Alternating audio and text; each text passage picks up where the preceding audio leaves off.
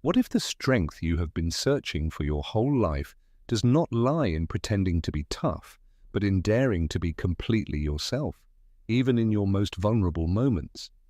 What if I told you that your vulnerability is not your weakness, but your inexhaustible source of power? Are you ready to look within and realize that the answers you seek have been with you all along? This is not a journey to collect a few nice quotes or to decorate your day with fleeting motivation. It is a deeper path that connects you with what truly carries you when everything else falls apart. Your values, your ability to choose, your calmness in the midst of the storm. In these lessons you will see that Stoic philosophy is not a distant, cold theory, but a living art that changes how you deal with criticism, how you let go of what is not in your power, how you can serve others without destroying yourself, and how you find strength in the hardest experiences. Each chapter is an invitation to look at yourself without a mask and to commit to a growth that does not depend on outside recognition. Here you will learn to take the reins of your energy into your own hands, to align your actions with non-negotiable values, and to turn every blow into fuel for your development. If you stay, you will discover that true freedom is not something to be proclaimed loudly, but something that is quietly embodied day by day in your life. One of the greatest traps is waiting for happiness to come on its own. There is a quiet, almost invisible habit that robs countless people of their strength without them realizing it. Postponing their own happiness, this "I will be happy when," an inner sentence that always fills itself with a condition that seems to lie somewhere in the future. When I get the job, when I find the right partner, when I move into this house, when I reach this goal. In the meantime, the present becomes a waiting room, a place where life is only observed from afar, as if the valuable part had yet to begin.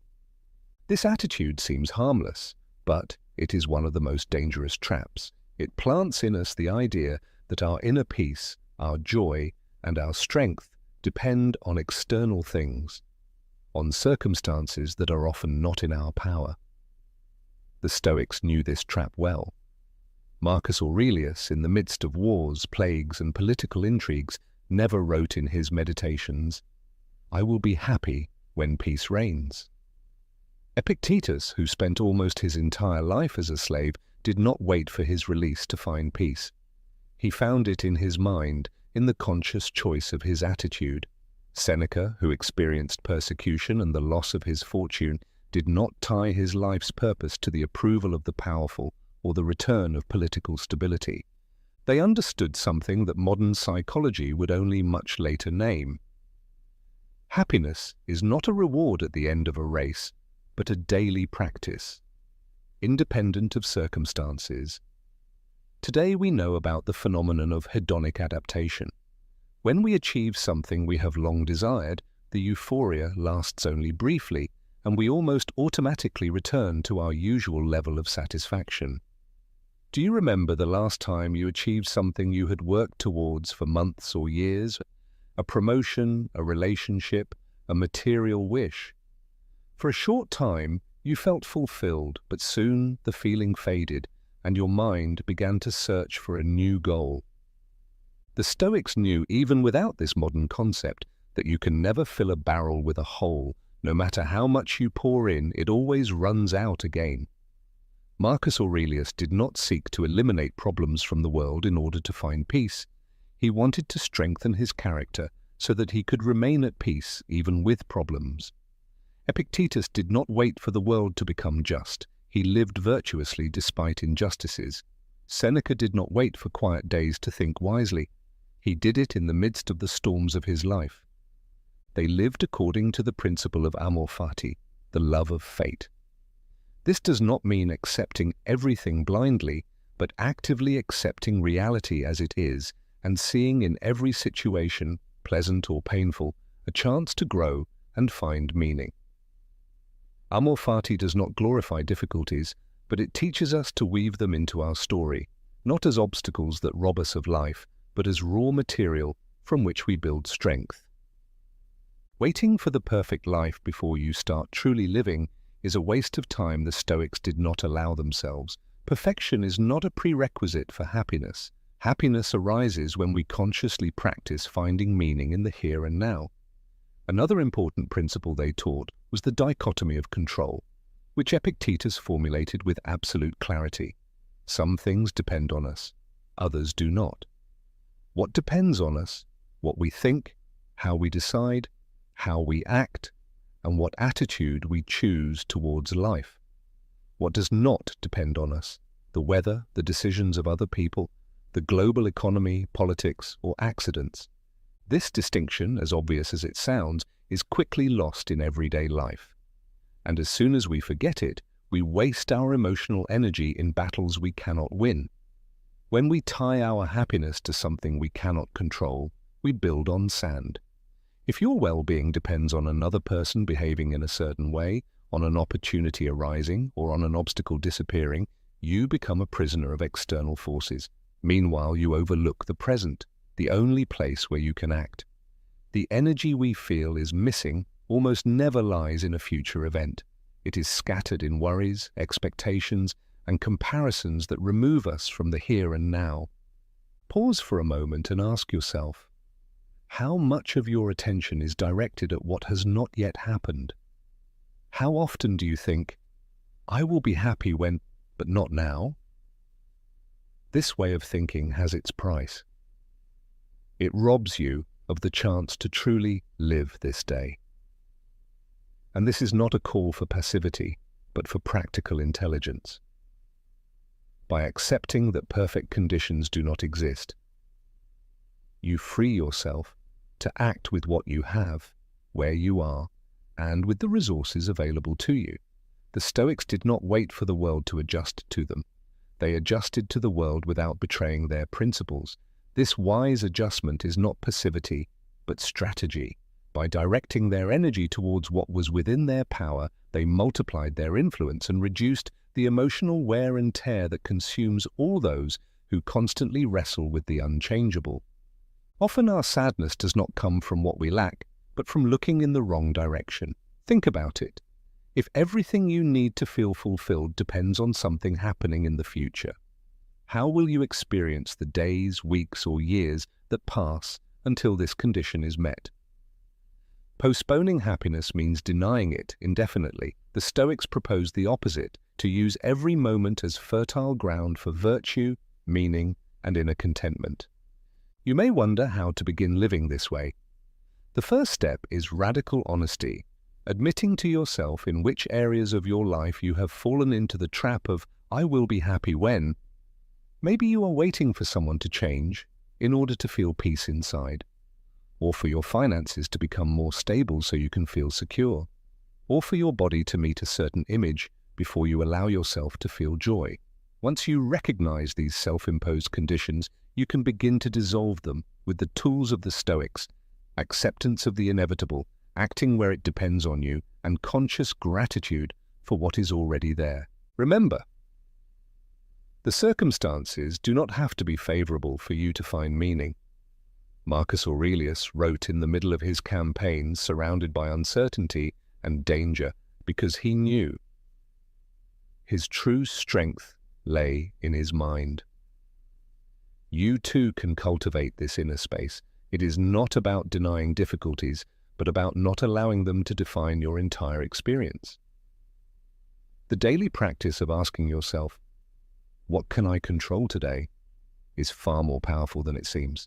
If you ask yourself this question every morning, even before you look at your phone or go through your problems, you redirect your attention to what is truly in your hands. And every time your mind wants to flee into worries about the future or complain about something you cannot change, this question reminds you that your energy is limited and valuable. Finding meaning in the present does not mean giving up dreams or plans. It means no longer making your well-being dependent on whether they come true. In this way, you live so that even while working toward your goals, you already experience fulfillment. Then life no longer feels like endless waiting, but like a process in which every step has meaning in itself. The promise I propose to you today is simple but profound. Today I focus my energy only on what I can control. Not as a nice saying, but as a conscious decision that shapes each of your actions. This promise frees you from an enormous amount of frustration and gives you back the ability to act effectively. What you can control is more than enough to change your life. When you learn to let go of what lies beyond your reach and to work with what is given to you here and now, the trap of waiting for happiness loses its power over you. You no longer wait for better weather, more favorable conditions, or the recognition of others. You act from your own worth, give meaning to your actions, and make every day matter. That is the essence of the Stoic approach, to stop living as a passive spectator and to become a conscious creator of your story. The myth of constant motivation, the idea that motivation is the engine of all our successes, is probably one of the most widespread myths of modern thinking. We have been led to believe that for every task we need a special drive, an emotional spark that carries us into action. We are constantly told that without motivation there is no progress, that the first step can only be taken once an inner spark has ignited. Yet this expectation, as tempting as it sounds, leads us straight into inconsistency. Motivation, like any other emotion, is fleeting. It appears and disappears without warning, rises in moments of enthusiasm, and dissolves at the slightest difficulty. To rely on it to sustain a path of growth is like trying to cross an ocean in a paper boat. It may float briefly, but it will not survive the journey. Stoic philosophy, with its clear and practical view, never trusted the whims of feelings when it came to action. Marcus Aurelius did not rule an empire in turbulent times because he felt motivated every morning. Epictetus did not build his wisdom on days when inspiration visited him, but on those when routine, duty, and adversity were his only companions. Seneca wrote his most insightful letters not in a frenzy of euphoria, but often in times of illness, pain, or uncertainty. They all knew the true engine is not motivation, but discipline. That calm, conscious, and steady force that acts even when the heart does not want to and the mind searches for excuses. Discipline does not need a particular emotional state. It requires no inspiring music or great speeches. It is an inner commitment that goes beyond the ups and downs of mood. The Stoic recognizes waiting for the perfect moment is a trap, because it almost never comes, and if it does, then usually together with the inactivity that destroys it. Whoever cultivates discipline knows it is not the feeling before the action that counts, but the action itself. Steady repetition creates what we call momentum, an inner movement that once set in motion becomes ally and guide. Momentum does not arise on extraordinary days, but through the sum of seemingly ordinary days. It is getting up in the morning and fulfilling set actions, even when the body wants to stay in bed. It is sticking with learning, self-care, or creative work when the mind wants to persuade you to postpone it until tomorrow. Here the Stoics offer us a valuable tool, the morning mental preparation. Marcus Aurelius began his day, for example, by reminding himself that he would meet ungrateful, selfish, or arrogant people, and that he must not allow himself to be diverted by them. This foresight of difficulties, which the Stoics called premeditatio malorum, was not meant to instill fear, but inner resilience. Whoever expects obstacles is less struck by them and remains able to act. And this applies not only to great crises, but also to everyday life. If you know that in the morning you will face traffic, a full inbox, or a difficult conversation, the Stoic practice is to anticipate these things calmly, not to suffer them twice, but to enter them with a prepared attitude. When the obstacle then arrives, it is no longer a surprise, but an expected situation, and you can react more calmly and effectively. In this framework, motivation loses its rank as a necessary prerequisite. It is welcome when it shows up, but not decisive. Discipline, on the other hand, feeds on clear decisions. A practical method to strengthen it is to set yourself 3 non-negotiable actions for each day. Whether big or small does not matter. What matters is that they are firm commitments to your own goal. That can be 20 minutes of exercise, half an hour of reading, or writing 1 page of your project. What matters is that they do not depend on your mood, but on your will. At the beginning, your mind will look for ways out, persuading you that today is not the right day, that you are too tired, that tomorrow will be easier. Exactly there discipline grows, in the moment when you act anyway. This repeated choice shapes character and changes your identity. You are no longer someone who sometimes acts. You become someone who acts whenever he has decided to, regardless of his mood. The Stoics knew consistency is an act of freedom, while he who depends on motivation remains at the mercy of his feelings. Discipline frees you from this tyranny. Action becomes a habit, and habit a second nature. Like the craftsman who works the stone, he does not wait for inspiration for every strike of the chisel. He knows that every strike, however insignificant it seems, is part of the final result. Life is shaped the same way, through small, repeated, consistent actions. Imagine a day when you wake up without energy, in a bad mood, and with scattered thoughts. In the model of motivation, that would be a lost day. In the model of discipline, it is another step forward. You complete your 3 non-negotiable tasks, perhaps without brilliance, but with the same consistency. In the end, you realize not only have you done what you intended, but you even feel better than at the start. This is the power of momentum. It begins with a small act and grows with every step until it becomes a force that carries you even through the hardest times. It is important to recognize that discipline must not be confused with rigid inflexibility. The Stoics also emphasized how essential it is to be able to adapt to circumstances, but always from a conscious decision and not from convenience disguised as caution. Wisdom means knowing when to adjust the course and when to persist. The difference lies in the fact that a pause or change comes from thoughtful judgment, not from mere reluctance. If you embrace this attitude, the myth of constant motivation loses its significance. The question is then no longer, do I feel like it? But, is it aligned with what I have decided to build?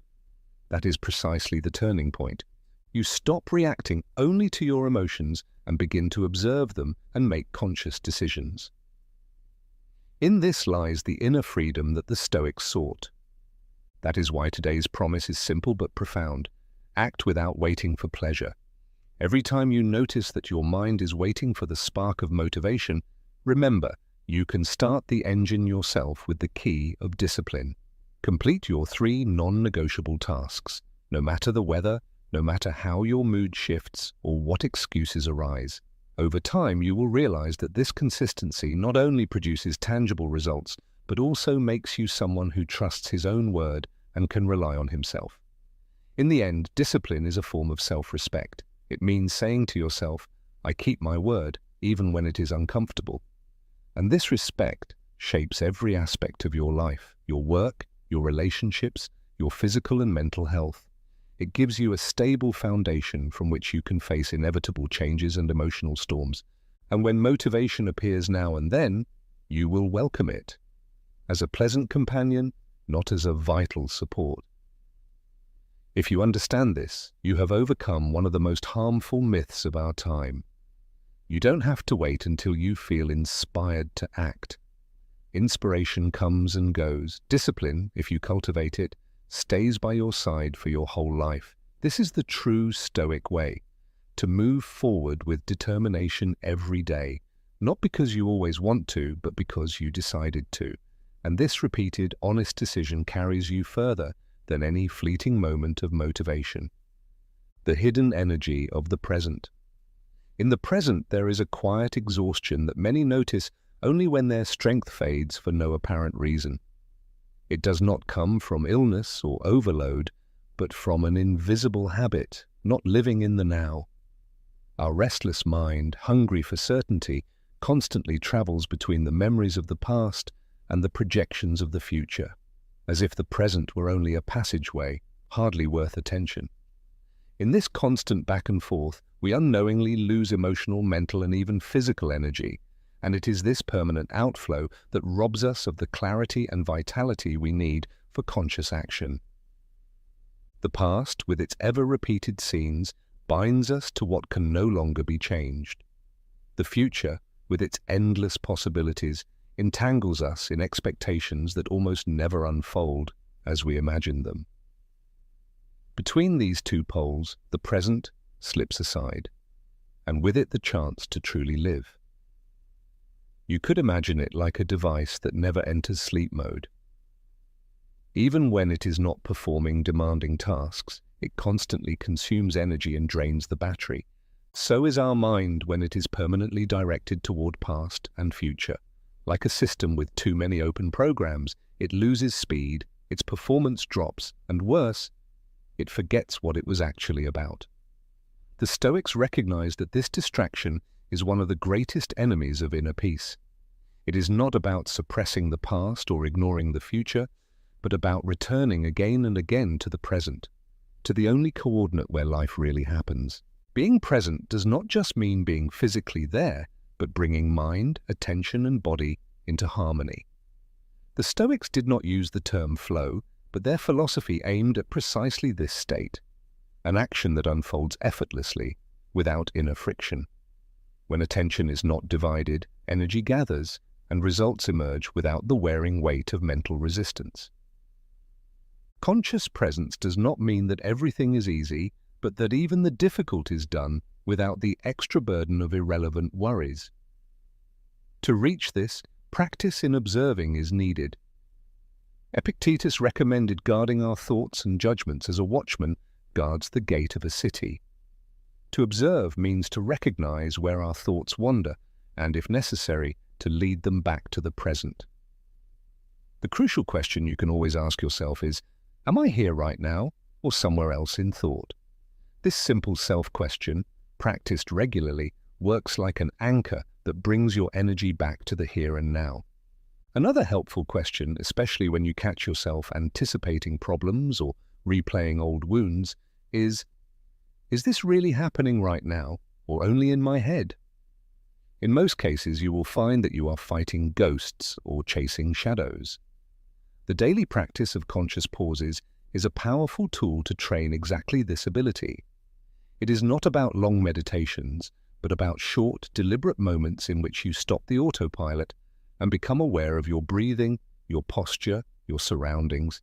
It can be before answering a message, while drinking a glass of water, or while waiting in a line. Each pause reminds you that you don't have to stay trapped in mental haste. Over time, these interruptions turn into small spaces of clarity that add up, reduce inner wear, and strengthen your presence. A helpful image is to compare your attention to the light of a flashlight. If you fix it on one point, it shines clear and strong. But if you constantly move it back and forth, the light scatters and loses strength. Exactly so, we waste energy when we throw our focus between painful memories, worries about tomorrow, and imaginary conversations. Mindfulness means consciously directing the beam of light to what truly matters in the present moment. The Stoics rejected neither planning nor reflection. On the contrary, reflecting on mistakes and preparing for possible difficulties belonged to their core practices. But these reflections had their place and time. The rest of the time they sought to inhabit the moment, as a warrior inhabits the battlefield, alert, focused, ready to respond precisely to what lies before him. Seneca said we live as if we were immortal, and in doing so we waste the only good we can never recover, time. And much of this loss happens because our body is here, but our thoughts are not. Regaining the hidden energy of the present requires commitment. It is not enough to understand it intellectually, one must train it. That means creating small daily rituals that remind you, perhaps a gesture of placing your hand on your heart and taking 3 deep breaths before starting an important task, perhaps a short inner phrase, "Here is my life." Or, as some Stoic teachers recommended, a consciously chosen intention in the morning. Today, I practice conscious presence. Repeated and spoken with intention, it works like a contract with yourself not to leave the moment more than necessary. At the beginning, you will notice how often your mind drifts away. Do not be discouraged by this. Distraction is part of our nature. What matters is how quickly you return. Each return to the present is like a training session for a muscle, at first tiring, but with practice it becomes stronger. Even the days when your attention seems most restless are valuable because they are a training ground. The more this practice becomes established, the more noticeable the changes will be. Mental fatigue decreases because you no longer invest energy in imaginary battles. Your productivity does not necessarily increase because you do more, but because your focus becomes sharper and steadier. And perhaps most importantly, you will experience more inner peace because you no longer live in constant debt to the past or the future. Thus the present ceases to be only a passageway and becomes your true home. This is the essence of the Stoic teaching about the hidden energy in the now.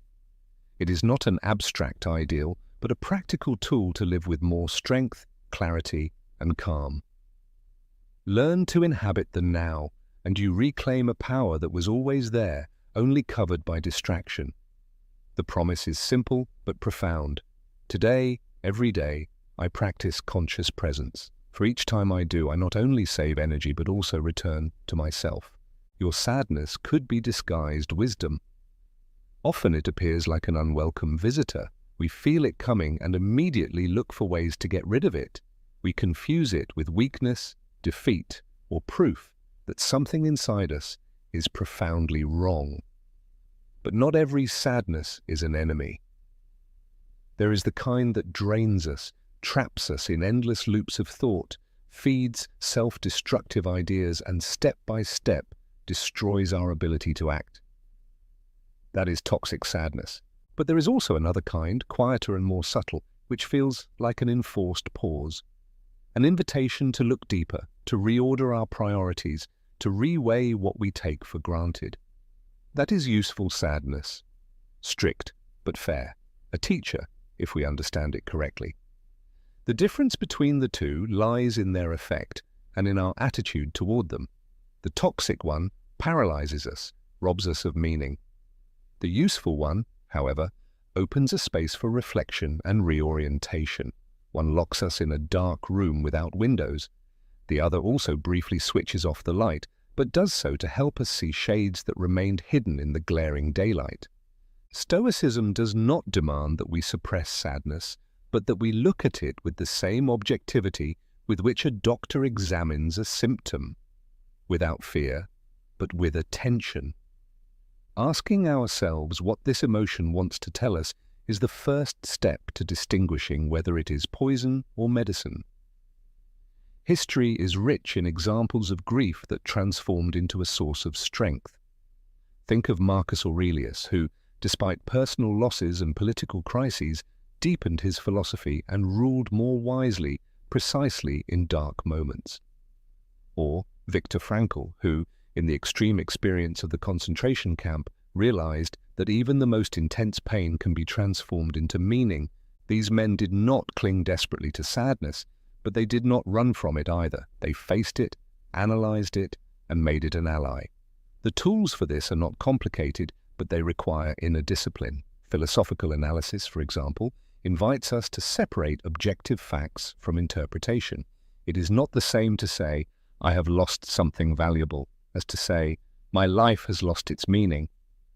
The first describes reality. The second is a judgment full of despair. Therapeutic writing is also a powerful path. By putting our feelings into words, we give shape to the vague, organize thoughts and emotions, and recognize patterns that would otherwise remain hidden. And the Stoic practice of the bird's eye view, imagining one's life as a small part of a much larger whole, helps us give experience its proper weight, without trivializing it, but also without making it overwhelming. In deep sadness, we may least want to ask questions. Yet it is precisely they that open the space for transformation. Questions such as, what does this loss teach me about what I truly value? Which part of this pain comes from the facts, and which from my interpretation? If I could speak to my future self, what advice would it give me to endure this moment? Such questions do not demand quick answers. They work within us, like seeds that sprout in secret. The hardest, but also the most important step, is to stay with the emotion, instead of running away from it. We live in a culture that glorifies distraction and offers countless ways to numb discomfort. Social media, overwork, endless entertainment. But avoiding feeling only postpones the inevitable confrontation. The Stoics reminded us, what we fight remains, and by fleeing from pain, we give it more power over us. Staying with sadness without dramatizing it, but also without denying it, opens access to its message. Only then can we distill the wisdom hidden within it. At first, this practice may be uncomfortable, even unbearable. The mind seeks 1,000 excuses to escape, but the only way for useful sadness to fulfill its purpose is to go through it, not around it. This is where personal confession gains weight. Turning sadness into learning does not happen by chance. It is a repeated decision, sometimes every hour, sometimes every minute. It means realizing you did not choose the wound, but you can decide what to do with the scar. Over time, you will discover that some of the most valuable lessons are not born from euphoria, but from those grey phases when life seems to stand still. Useful sadness teaches you to let go, to accept the unchangeable, and to appreciate what remains. It shows you with surgical clarity which people and things truly matter. And most importantly, it strengthens you so that you meet the next storm not with fear, but with the calmness of one who knows the way back to peace. In the end, the promise is clear. Sadness, however strong it may be, must not make you its prisoner. Observe it, learn from it, and let it go when its lesson is complete. Seneca said, "Life is long if you know how to use it." And part of this wisdom lies in recognizing that even the heaviest emotions can become teachers if we give them space and time to speak. Thus, what begins as an unbearable burden can become a compass pointing you toward a more conscious, wiser direction. The strength to accept the unchangeable. There is a silent form of exhaustion that we almost never account for, and that drains our strength more persistently than any physical exertion or mental challenge. Pointless resistance is this inner struggle against what has already happened, this stubborn fight against realities that will not move, no matter how much we push them day and night. It is as if a part of us believed that the fight would still change the outcome. But this resistance is not strength, but a leak through which energy escapes. It is as if you held a wound open with your fingers in the illusion that it would heal faster. Acceptance does not mean passively giving up life, but stopping wasting energy on what lies outside our reach. Only then do we free inner resources to direct them toward what is truly in our hands, our decisions, attitudes, and actions. The Stoics knew this. Instead of exhausting themselves in fighting the relentless current of life, they learned to sail with it and use every stream as an opportunity to grow. When we let go of the illusion of control over what cannot be changed, we discover a new form of freedom, lighter and wider than any external security. This is precisely where the strength of the Stoic message lies.